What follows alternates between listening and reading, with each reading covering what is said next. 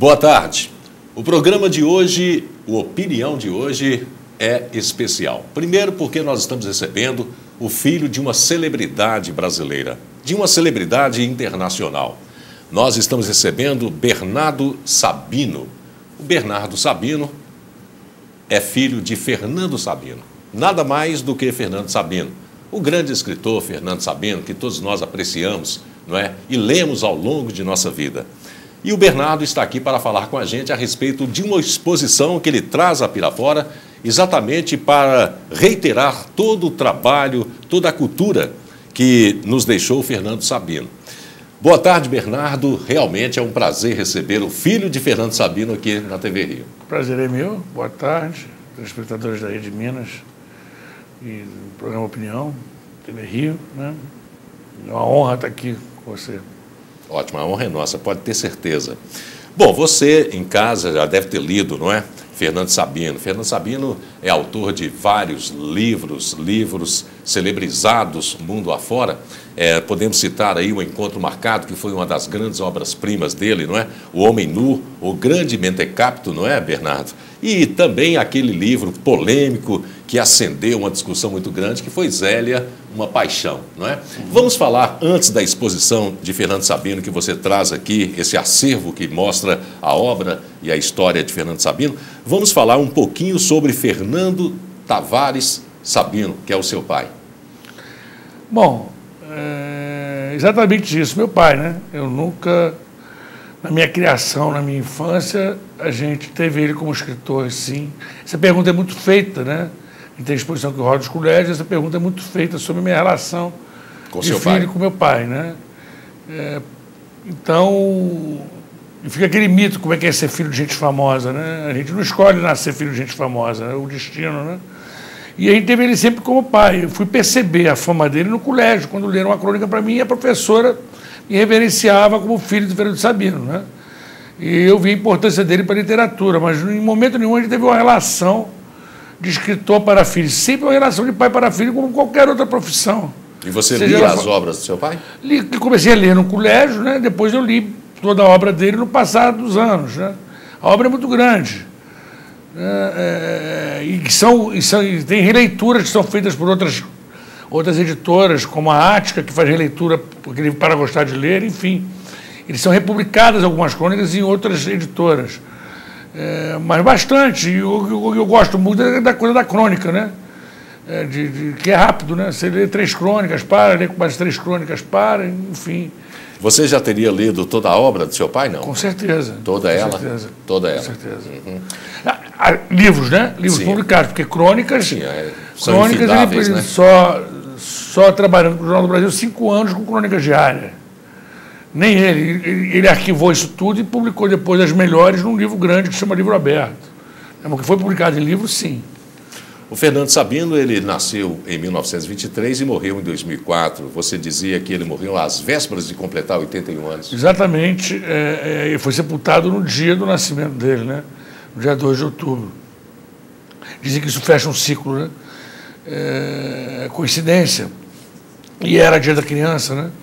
Ele sempre teve uma frase, durante a vida dele toda, que sempre quando ele crescesse, ele queria voltar a ser menino.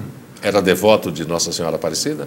Ele era católico praticante, né? Ele frequentava a igreja, ele comungava, ele rezava, e era católico praticante. E tem 2 livros dele, católicos, né? Um se chama Com a Graça de Deus, que é um livro católico sobre o bom humor de Jesus Cristo, tratando Jesus Cristo como uma pessoa normal, e outro é o Evangelho para Crianças, a leitura fiel do Evangelho com a linguagem infantil, esse é da Ática, esse livro ainda existe. Então, isso com a bênção do Dom Lucas, que era o cardeal, que era amigo dele, ele teve até essa preocupação de, antes de lançar o livro, ter um aval de alguém do segmento religioso católico para que ele não fosse também condenado como ele foi com o livro da Zélia, né? Agora, todos nós sabemos que o Fernando Sabino foi consagrado, não é? Ele foi compreendido e tudo mais. Mas a questão do escritor sempre fica aquela dúvida, não é? Seria realmente uma profissão que dá conforto às pessoas Ou seja, o seu pai conseguiu se realizar financeiramente como escritor? Primeiro, tem um documentário que nós fizemos, né, que ele diz claramente que como jornalista, ele é sindicalizado, paga imposto, tem carteira de trabalho. Como escritor, não. Escritor não é uma profissão propriamente dita. Né? Depende da venda do livro. O escritor é um dom. Livro. O escritor é um dom que a pessoa tem, e acho que dependendo da venda. Né? Então, ele não considera o ato de escrever como escritor uma profissão. Ele era um jornalista. Não, ele sempre foi escritor. Pois é, mas... Mas ele considerava que não é uma coisa comum, como um trabalho próprio. Tanto que ele comparava, eu como jornalista, sim, sou sindicalizado, pratico. O escritor não é profissão propriamente dita. É um dom que a pessoa tem e passa a exercer ele. Né? Mas ele teve que usar do lado jornalista dele para sobreviver. Né? Então, ele teve que ser cronista, ele teve que ser correspondente, ele teve, como todos os outros da geração dele. Onde as letras pudessem levá-lo, ele foi. Não, estou dizendo que ele teve que abdicar da veia artística dele para poder ganhar dinheiro, porque jornalismo e revista que dava dinheiro para ele. Né? Com certeza, com o passar dos anos, os livros também renderam alguma coisa, mas nada que o deixasse. Essa foto que nós estamos vendo aí, essa foto aí, ele tinha o quê? Uns 50 anos? Por aí. Uns 50 e poucos anos. Por aí. Sei. Agora, o fato de Fernando Sabino ter sido um escritor muito preocupado com leituras, não é? Qual o legado que Fernando deixou para as crianças brasileiras que hoje, mais do que nunca, não é, precisam do hábito da leitura? A gente percebeu na obra dele várias crônicas dentro do projeto que eu vou falar aqui depois contigo, que são leituras infantis. Né? E ele foi pouco procurado na prateleira infantil. Então, hoje a gente está tentando fazer um trabalho de resgatar e compilar algumas obras infantis e lançar diretamente para crianças esses trabalhos. Né?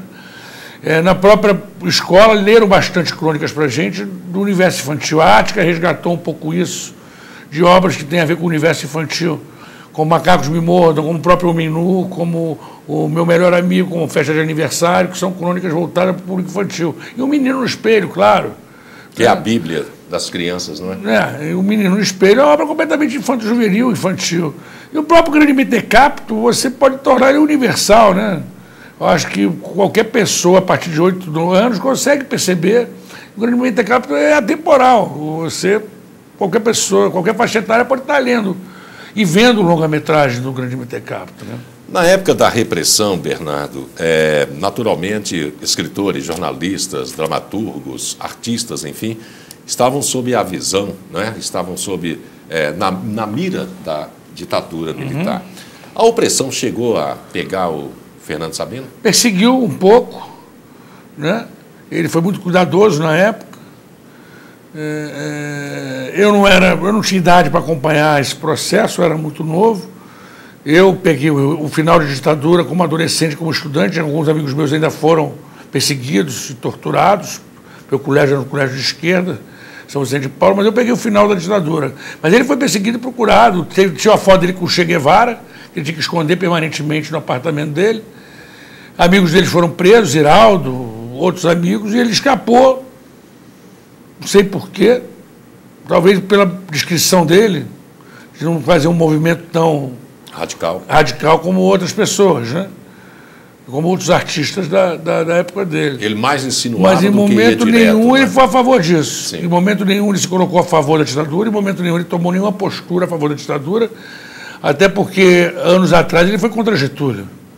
Né? Então ele é contra qualquer forma de ditadura, né? E de censura. O intelectual que é a favor da censura é um contraponto completamente imbecil. Né? Enfim, e ele teve uma postura digna diante desses fatos sempre durante a vida dele, tanto que ele nunca foi questionado por nenhum elemento de esquerda, por nenhum partido de esquerda. Né? Bom, nós estamos conversando com Bernardo Sabino, filho do grande Fernando Sabino. Ele está aqui em Pirapora porque a partir do próximo dia 20 inaugura-se uma exposição que fala exatamente da obra e da vida de Fernando Sabino. E é sobre essa exposição, os detalhes que essa exposição comporta, que nós vamos apreciar, vamos debater daqui a pouquinho com o Bernardo, que é o nosso convidado de hoje. Eu queria também aqui cumprimentar o Rafael Almada, não é? Que é o produtor, não é? Ele é produtor cultural do projeto da exposição e está aqui conosco no estúdio, não participando atrás das câmeras, mas recebendo os nossos cumprimentos também. Boa tarde, Rafael. E nós voltamos daqui a pouquinho.